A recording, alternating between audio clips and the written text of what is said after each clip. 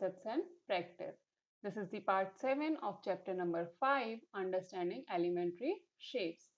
Last video में हमने exercise 5.2 complete की थी, जिसमें हमने राइट एंगल, स्ट्रेट एंगल और कंप्लीट एंगल से रिलेटेड प्रॉब्लम्स को सॉल्व किया था। और अब इस पार्ट में हम बात करेंगे एक्यूट एंगल, ऑब्ट्यूस एंगल और रिफ्लेक्स एंगल की। So let's start with the acute angle first. Acute angle को समझने से पहले हमें रिकॉल करना होगा राइट एंगल। सो राइट एंगल क्या होता था कि जो भी एक हॉरिजॉन्टल और वर्टिकल लाइन के बीच का एंगल है, ओके, इस तरीके का जो एंगल होता था उसको हम कह देते थे एक राइट एंगल। तो जैसे कि हम यहाँ देख रहे हैं कि ये जो ग्रीन है एक हॉरिजॉन्टल लाइन है और ये जो रेड वाली लाइन है ये क्या है, एक वर्टिकल लाइन है। इन दोनों के बीच में जो एंगल बनेगा वो क्या है, बेसिकली वो एक राइट एंगल है। ओके, ये वाला एंगल जो क्या है, एक राइट एंगल है। और इसका मेजरमेंट क्या होता है राइट एंगल का, 90 degree. Right angle is equals to 90 degree, right.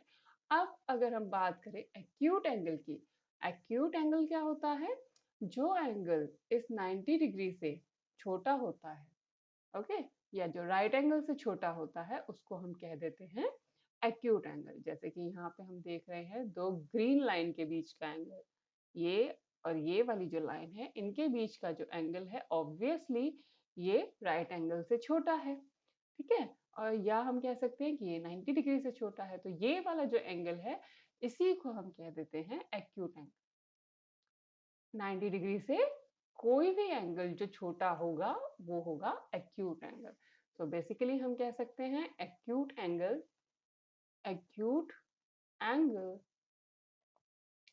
Is less than 90 degree, right.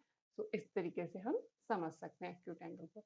अब जैसे कि यहाँ हम दो पिक्चर्स में देख रहे हैं, ये जो डिवाइडर गिवन है फर्स्ट पिक्चर में, इसके दोनों आर्म्स के बीच जो एंगल बन रहा है वो बेसिकली क्या है, वो राइट एंगल से छोटा है, इसलिए ये एंगल क्या हो गया, एक्यूट एंगल। इसी तरीके से दूसरे पिक्चर में हम क्या देख रहे हैं, एक हैंगर देख रहे हैं और इसमें ये वाला एंगल और ये वाला एंगल, ओके। सो ये दोनों एंगल्स कैसे हैं, ये राइट एंगल से छोटे हैं या 90 डिग्री से छोटे हैं, इसलिए ये दोनों क्या हैं, एक्यूट एंगल के एग्जांपल्स हैं, राइट। अगर हम मेजरमेंट्स की बात करें, सो एक्यूट एंगल के मेजरमेंट्स क्या क्या होते हैं, हो सकते हैं एग्जांपल्स। सो जैसे हम कहें 35 डिग्री, 35 डिग्री 90 डिग्री से छोटा है इसलिए ये एक एक्यूट एंगल है। मैं बात करूं 42 डिग्री, राइट, ये भी 90 डिग्री से छोटा है इसलिए ये एक एक्यूट एंगल है। 61 डिग्री, ये भी 90 डिग्री से छोटा है इसलिए ये एक्यूट एंगल है, and etc.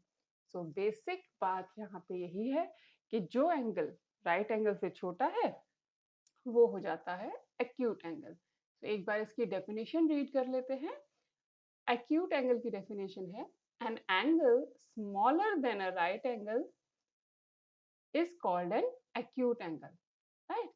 An angle smaller than a right angle is called an acute angle. यही हमने अभी डिस्कस किया। So very easy.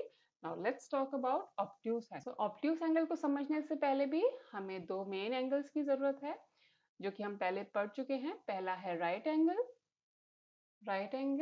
राइट, और दूसरा है स्ट्रेट एंगल।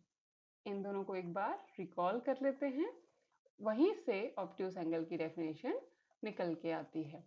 सो राइट एंगल क्या है, राइट एंगल अभी हमने देखा जो वर्टिकल और हॉरिजॉन्टल लाइन के बीच का एंगल है जिसका मेजरमेंट 90 डिग्री होता है, वो एक राइट एंगल हो जाता है, राइट।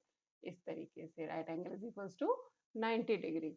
अब हम अगर बात करें स्ट्रेट एंगल की, तो स्ट्रेट एंगल क्या है कि दो अपोजिट लाइंस के बीच बनने वाले एंगल को हम कह देते हैं स्ट्रेट लाइन। जैसे कि ये ग्रीन लाइन और ये जो रेड लाइन है, राइट, दोनों हॉरिजॉन्टल या दोनों वर्टिकल लाइन के बीच का एंगल हम कह देंगे 180 डिग्री या स्ट्रेट एंगल। या हम कह सकते हैं जरूरी नहीं कि वो वर्टिकल या हॉरिजॉन्टल ही हो, वो किसी भी डायरेक्शन में हो, बस दो अपोजिट लाइन के बीच के एंगल को हम स्ट्रेट एंगल कह देते हैं और इसका मेजरमेंट होता है 180 डिग्री। ओके, सो अब ऑब्ट्यूज एंगल क्या होता है? ऑब्ट्यूज एंगल की अगर हम बात करेंगे तो जो एंगल राइट एंगल से बड़ा होगा और स्ट्रेट एंगल से छोटा होगा उसी को हम कह देते हैं ऑब्ट्यूज एंगल। जैसे कि यहाँ पे हम दो ग्रीन लाइंस देख रहे हैं, इन दोनों के बीच बनने वाला जो एंगल होगा वो 90 डिग्री से तो बड़ा है, जैसे कि हम देख सकते हैं इस वाली रेड लाइन से वो बाहर निकल गई है लाइन, तो इसलिए ये क्या है, ये 90 डिग्री से तो बड़ा हो गया, लेकिन ये 180 से छोटा भी है। तो ये जो दोनों कंडीशन जब सेटिस्फाई होती हैं तब एंगल बन जाता है obtuse angle.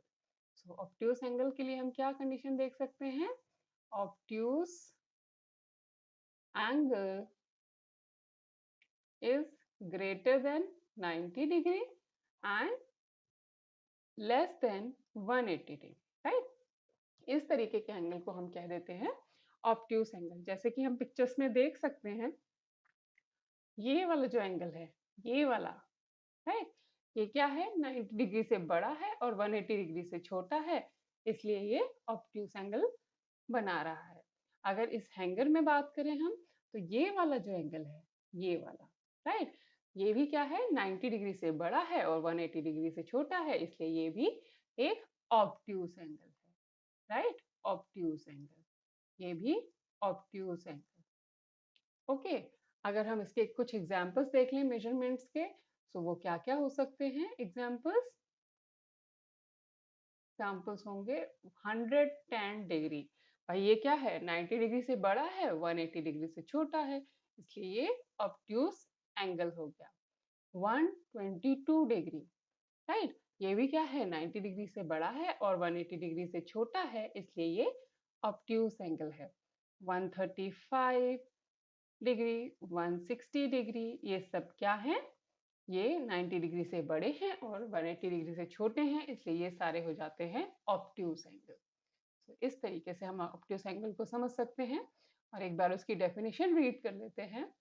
An angle larger than a right angle and less than a straight angle is called an obtuse angle. Okay, so अभी हमें क्लियर होंगे एक्यूट एंगल क्या है और ऑब्ट्यूज एंगल क्या है। एक्यूट एंगल सिंपल सी बात है, 90 डिग्री से छोटा angle acute angle. Obtuse angle 90 degree से बड़ा है बट वो 180 डिग्री से छोटा है। अब हम बात करेंगे रिफ्लेक्स एंगल की। रिफ्लेक्स एंगल क्या होता है कि जो एंगल 180 डिग्री से बड़ा हो और 360 डिग्री से छोटा हो। 360 degree means complete angle. Okay, so एक बार देख लेते हैं यहाँ पे हमें कौन से दो एंगल्स की जरूरत पड़ेगी। स्ट्रेट एंगल, स्ट्रेट एंगल इसका मेजरमेंट होता है 180 डिग्री, राइट, और कंप्लीट एंगल जिसका मेजरमेंट होता है 360 डिग्री।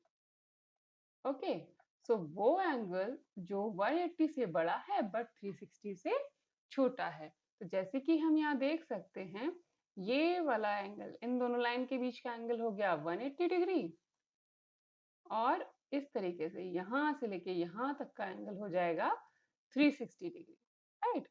अब जो एंगल हम देख रहे हैं, दो ग्रीन लाइंस के बीच जो एंगल बन रहा है वो क्या है, ये वाला। इस तरीके से अगर हम एंटी क्लॉकवाइज जाएं और ये इन दोनों लाइंस के बीच का जो एंगल है वो क्या है, 180 डिग्री से तो बड़ा है बट 360 डिग्री से छोटा है, इसलिए ये क्या है, एक रिफ्लेक्स एंगल। इस तरीके के एंगल को हम रिफ्लेक्स एंगल कहते हैं।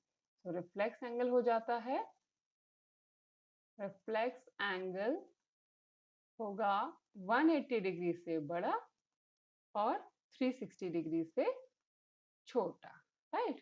तो जैसे कि यहाँ हम देख सकते हैं दो डिवाइडर, जो डिवाइडर की आर्म्स हैं उनके बीच बनने वाला ये वाला एंगल, राइट, ये वाला जो एंगल है ये क्या है, ये 180 डिग्री से बड़ा है बट 360 डिग्री से छोटा है। स्ट्रेट एंगल से बड़ा है और कंप्लीट एंगल से छोटा है, इसलिए ये क्या है, एक रिफ्लेक्स एंगल, राइट। इसी तरीके से जैसे पिज्जा में हम देख रहे हैं कि भाई यहाँ से लेके यहाँ तक ये जो रेड लाइन हमें दिख रही है, ये बेसिकली क्या है, एक रिफ्लेक्स एंगल, क्योंकि इसमें क्या है, ये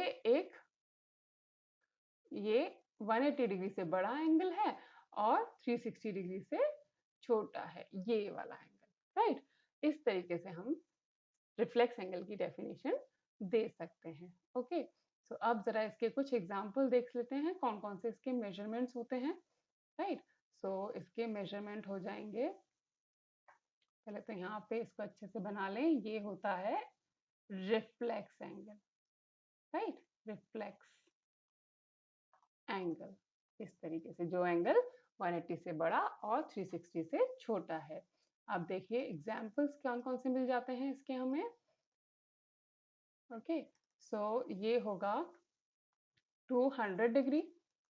ओके, सिंपल सी बात है, 180 से बड़ा है, 360 से छोटा है, 315 डिग्री। ओके, और हो जाएगा 195 डिग्री। और हम कह सकते हैं इसी तरीके से 220 डिग्री एटसेट्रा। ये सारे एंगल्स क्या हैं, 180 डिग्री से बड़े हैं और 360 डिग्री से छोटे हैं, इसलिए ये हो जाते हैं रिफ्लेक्स एंगल। साथ ही इसकी डेफिनेशन रीड कर लेते हैं। An angle larger than a straight angle is called an reflex angle. So this is the definition of reflex angle. इस तरीके से हम acute, obtuse और reflex angle को समझ सकते हैं। आज के वीडियो में इतना ही। अगर आपको कोई डाउट है तो आप मुझे कमेंट बॉक्स में पूछ सकते हैं, और नेक्स्ट वीडियो में हम बात करेंगे एक्सरसाइज 5.3 की। यहाँ पे हम इन्हीं कॉन्सेप्ट्स को यूज करेंगे।